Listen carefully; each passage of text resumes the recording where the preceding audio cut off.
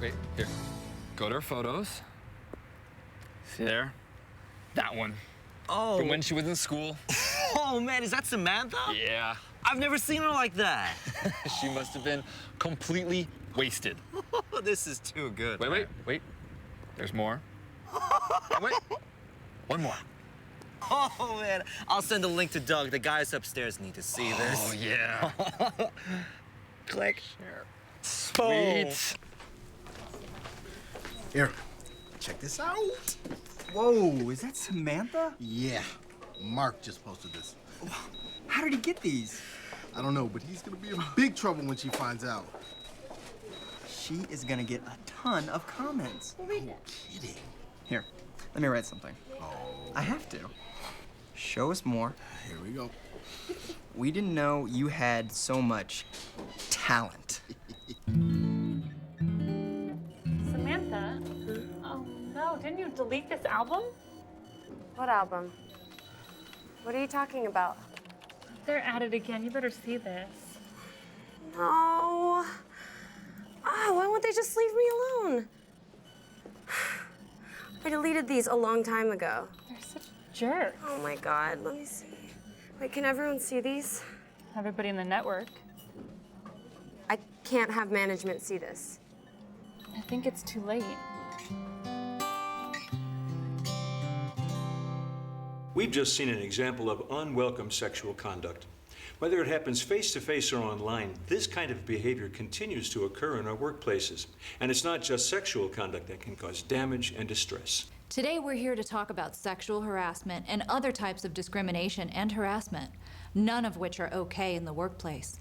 And we'll talk about how you personally can help contribute to an environment where people are free to do their best work without the threat of unwelcome behavior. We'll talk about federal, state, and local laws that protect our rights as individuals, and we'll take a close look at everyone's responsibility to help maintain a respectful work environment.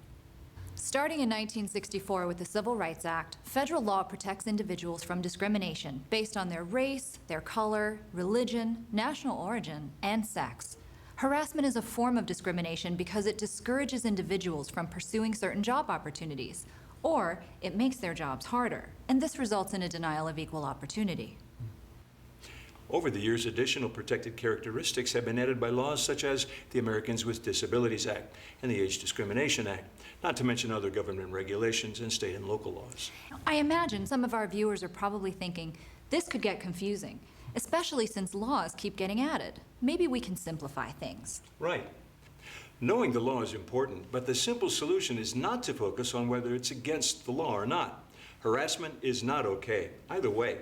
No matter who we are, we all want to be treated with common courtesy and respect. So focus on what you have in common with your coworkers rather than what makes you different. And one thing for sure you have in common is that everybody needs to get the job done. Whether your coworkers are married or single, whether their politics and religion are the same as yours, these things have nothing to do with getting the job done.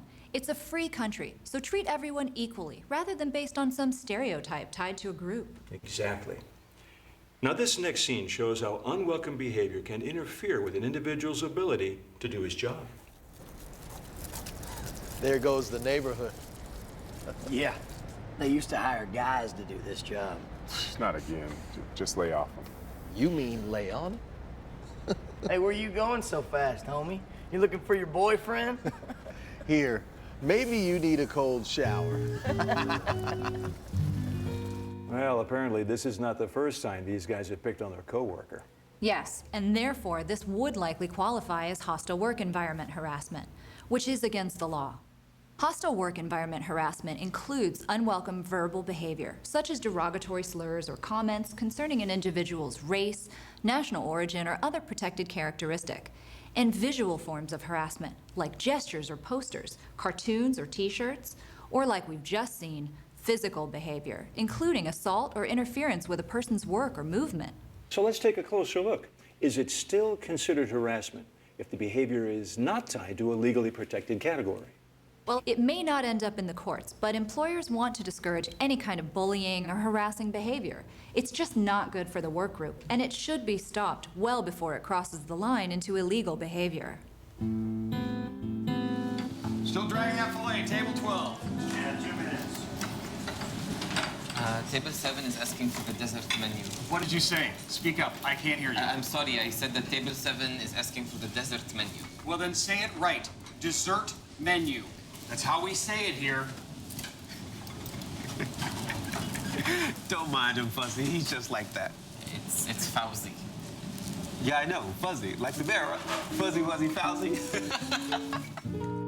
Okay, so the first waiter commenting on Fozzie's accent in a rude way certainly seemed hostile, but was it illegal? And what about intentionally mispronouncing his name like the second waiter did, not thinking how this might cause hurt feelings? In other words, how do you know when rude comments or joking around are really harassment? Well, one or two comments might not be illegal, but they can still be cluelessly insensitive. Still, you're right. In general, a comment made once or twice does not technically qualify you as a harasser. In order to be considered illegal, the behavior has to be ongoing, pervasive, or severe behavior related to a protected characteristic such as national origin, as we've just seen. It must unreasonably interfere with a person's work performance or create an intimidating, hostile, or offensive work environment. So occasional rude comments or mean-spirited kidding around on an infrequent basis may not count. But any unwelcome behavior like this hurts morale, and no one should have to put up with it. Religion is also a protected area that can be very sensitive. Now let's take a look at another scene showing discriminatory behavior among coworkers.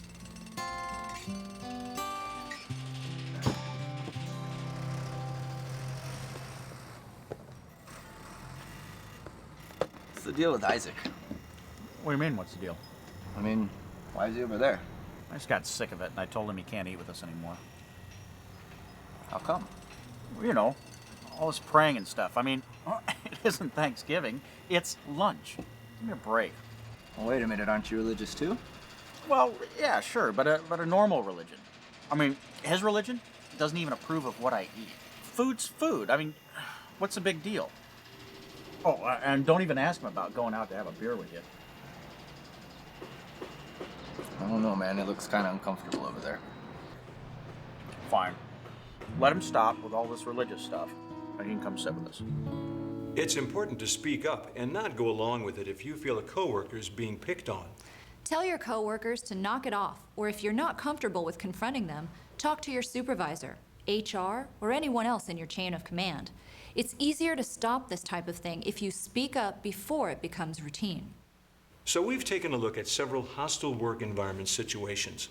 Now let's move on to the other type of harassment called quid pro quo. I've got to show you this mess. Do you see? See what I'm talking about? Yeah, a janitor that can't clean up after himself? I'll talk to the crew chief right away. Yeah, well, he's gonna have to do better than this. Well, our goal is to meet your expectations in every way. Well, good. Because I've got some expectations. Considering your contract's up at the end of the month, and I don't think your boss would like it too much if I was out asking for other bids. Well, that's certainly your choice, but I hate to see it come to that. I would too. I really like it when you come around. What you say we go upstairs right now and work on my expectations? Or whatever. Sorry, I have to go.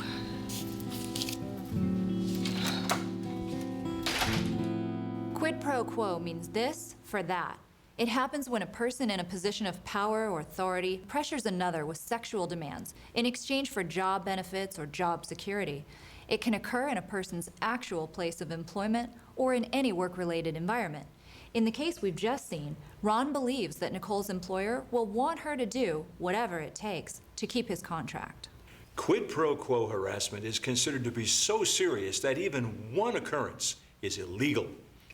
In the case we've just seen, Nicole's employer will certainly want to know what happens so steps can be taken to protect her from this illegal behavior.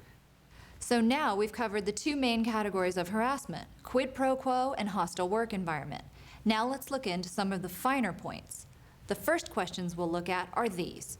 Do you have to be directly involved in order to be the victim of harassment? And does the harm you cause have to be intentional in order for you to be the harasser?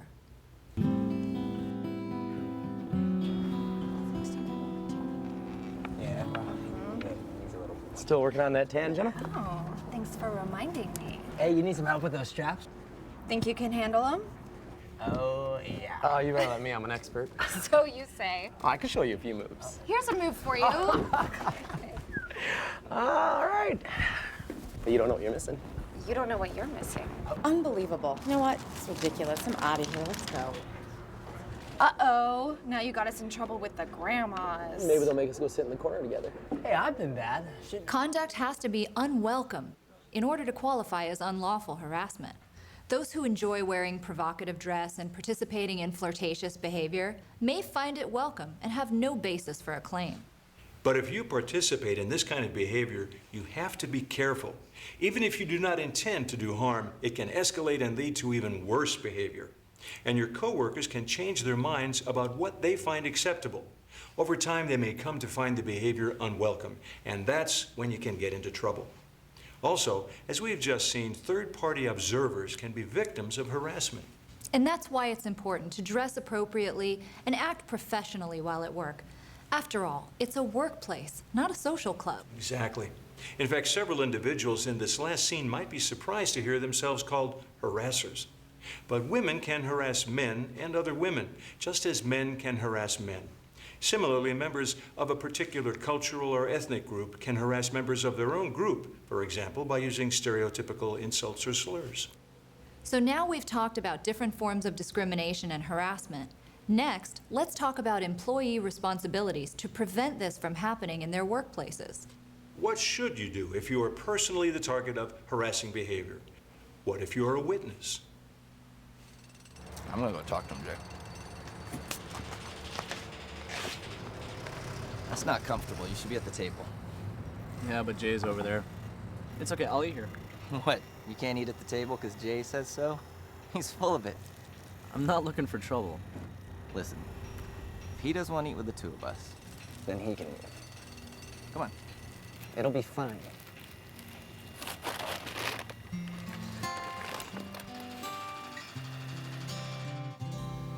Sometimes all it takes is one person showing a little leadership and doing the right thing, and others will follow suit. That's right. Usually coworkers will stop their unwelcome behavior if you simply ask them to. But if you feel uncomfortable speaking to them directly, then by all means don't hesitate to ask someone else to step in. Make sure that you are aware of the complaint procedures in your particular workplace. Kathy, come on in. Generally, it's best to start with your supervisor or manager. Or if you would feel more comfortable, talk to HR or anyone else in your chain of command. I was hoping that you could talk to some of the people in this department and get them to act like grown-ups. I'm sorry to hear you sound so upset. Why don't you tell me what's going on? Well, it's not like they're harassing me exactly, but it really makes me uncomfortable the way they talk to each other. It's just that this is all public. They don't keep it private at all. Remember that you have a responsibility to inform your employer about illegal behavior at work. It's fine to talk to your coworkers and try to make the situation better on your own, but if they don't listen to you and don't change their behavior, then be sure to get help, sooner rather than later. Hey, Vince. You're leaving. I'll just catch you another time. What's the matter? Nothing. Not really. Okay, you know what? I could say a few minutes, so, come on in. Employers want to know about it when you think harassment is going on. They want to take steps to protect everyone and make sure it doesn't happen again. So what's up? Listen, I'm not sure if this is a big deal or not, but I just didn't think the other guys would listen to me. Listen to you about what? They just keep giving Mateo such a hard time. By getting help, you contribute to a more friendly and enjoyable workplace for you and for everybody else. But lately, they've just been pretty rough on him. Now, sometimes people are reluctant to report harassment because they're concerned about being retaliated against. But it's important to know that retaliation is also against the law. Let's take a look. Well, just because some people like to throw their weight around, go running to the boss and make stuff up just to get everyone else in trouble.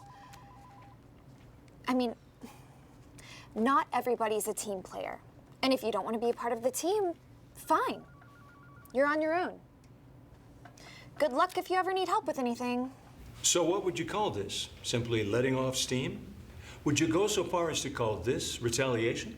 Yes, absolutely. Behavior such as turning a cold shoulder, spreading rumors, or avoiding someone who refuses to go along with offensive behavior is definitely a form of retaliation. No matter what form it takes, retaliation is against the law. It discourages an employee's right to speak up. It also has a chilling effect on others who observe any negative consequences for speaking up and then become reluctant to do so themselves. Hey, you guys, thank you for coming today. I want you to listen closely because I want to be perfectly clear about this. Now, you've already had training on discrimination and harassment. You've also had training on retaliation. I want to remind you again that retaliation is against the law and it's against our policies. Now, after a complaint, I don't expect you to be best friends, but you do have to be cordial and polite. It's not okay to refuse to speak to each other or spread rumors or false accusations. Keep your focus on your work and keep your interactions neutral, civil, and job-related. And that means with everyone. You'd be surprised at how relationships can improve if you just start out by being courteous. We should mention here that legality is again only part of the picture. Even if it weren't against the law, retaliation should be stopped. It's a form of bullying, and it hurts people.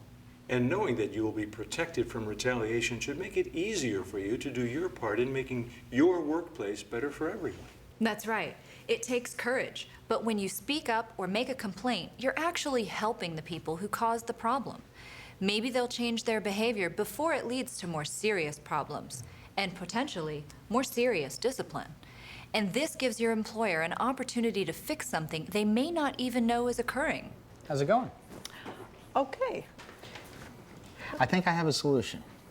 I'm giving Jack the 4th Street account. He can deal with Ron. Oh, wow, thanks. That would be great. But does that mean? No decrease in your pay. You always wanted the West Side building, it's yours.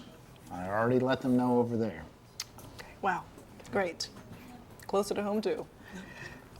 I'm glad you told me so I could do something about it. Yeah, me too.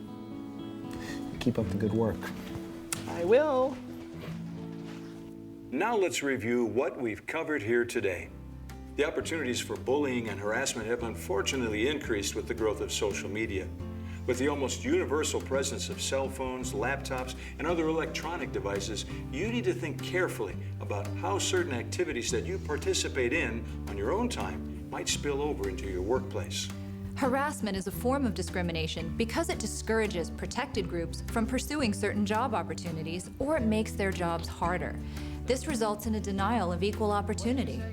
Don't participate in harassing behaviors or bring potentially offensive items into the workplace. If someone sends you an offensive email, don't forward it to anyone, even if you're pretty sure they'll like it.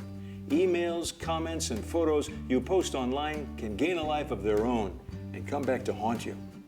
People are complicated, and workplace relationships can be complicated too, especially in today's more diverse workforce. But in spite of our differences, it's still possible to contribute to a work environment that is free from harassment, discrimination, and retaliation. This kind of workplace is more pleasant for everyone and ultimately makes your job easier and more enjoyable. Thanks for joining us. Take care.